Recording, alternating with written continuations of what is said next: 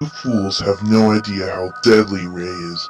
He is so dangerous. I was once told rumors that anyone who inhales the toxic smoke he breathes out, they would die of blood loss because it makes them bleed. But who cares about that? What do you call him?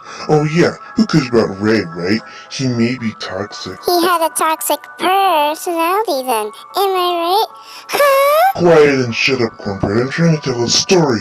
Be careful or else I'll... It's a story? So that's why Inferno didn't want to come.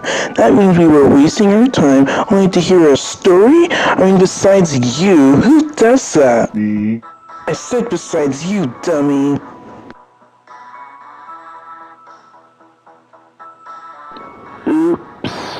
It will literally make sure your heart stops beating right here, right now.